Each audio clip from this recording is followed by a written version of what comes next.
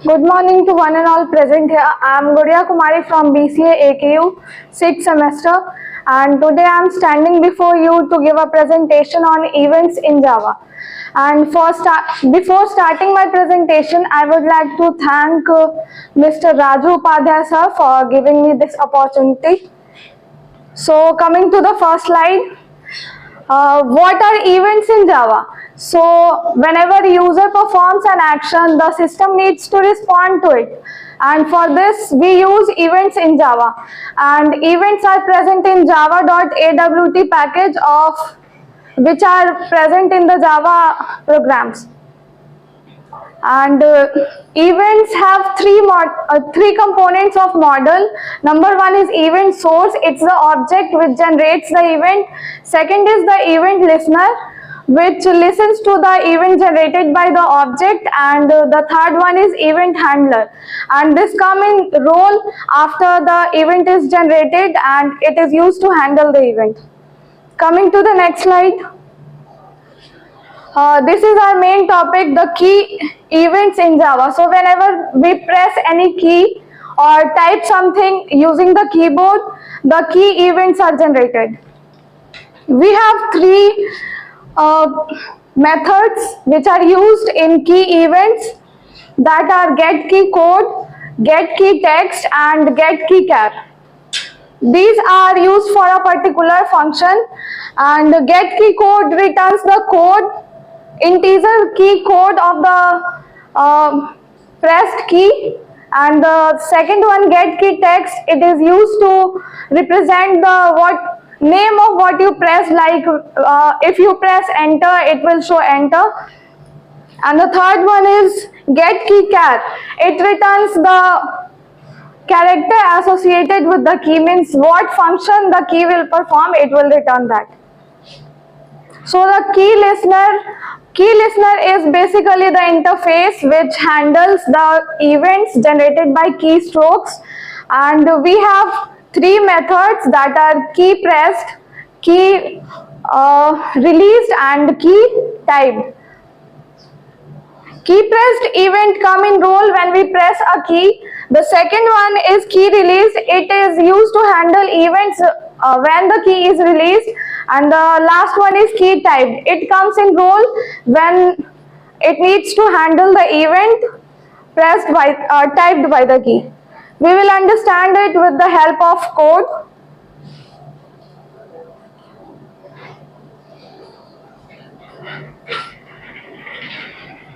So this is my code. At the top I have taken two packages. I have imported two packages, that are, one is for the event and the second one is java.awt for our frame or button, whatever we are using for the designing. The third line shows the class declaration, and we have extended frame and implemented key listener to it so that the event is generated. And this line, these two lines 5 or 6 represents the initialization of the label and text area. This is my constructor. Here I have 5 and 6 are the declaration of my variable, and the 7 line includes my constructor where I have initialized the label and the text area.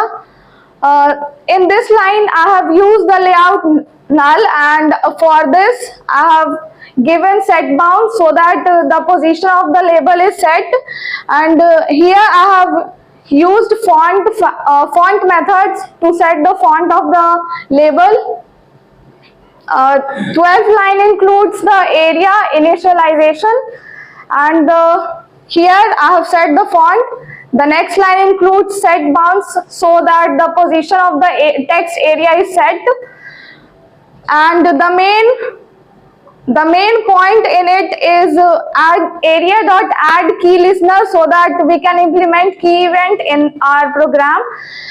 This add function is used to add label and the text area in our frame. The next line is set size. It is used to set the size of the frame, and by default the set resizable is true, so you can resize your frame, but I have made it false, so you cannot resize the frame. The Next line is set layout null. So I have set layout null, and this is why I have used set bound here. And the next line is set visible false, set visible true.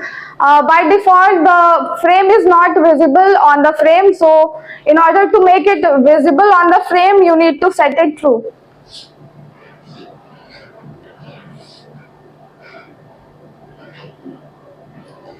Now I have closed my constructor here, and I have taken 3 methods which are must to be initialized in the program in order to perform key events. The number 1 is key pressed. Whenever a user presses a key, the label is set to the key pressed. The next method is key released, and here I have taken a program so that it counts the number of words which you have pressed and also the number of characters which are present in the program. The third function is key typed. Whenever a user type any key, it used to show that the key is being typed. And the last one, but the main brain of this function is the main function. It used to handle all the programs that come in roll. So, seeing its output,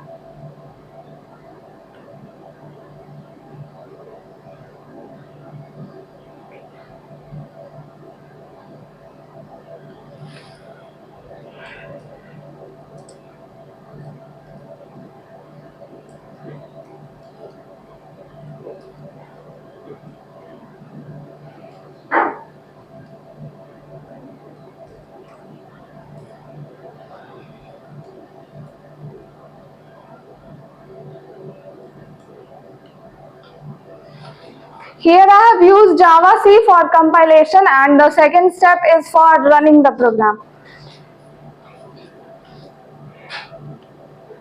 So this is my frame. When I type any key, it shows key typed, and when I release the key, it counts the word and also the character present in the program. Write a valid line. Remove this. Write your one valid line.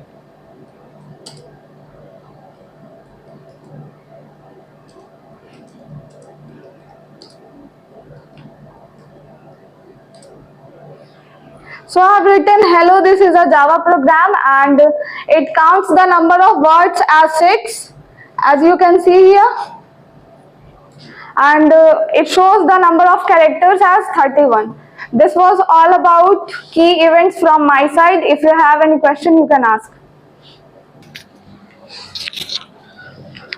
You say there are 3 events: key pressed, key typed, and key released. If I only have the use of key pressed, then I have to initialize by other 2 events. No, it's not. It's not compulsory. You can use action. We have a method which is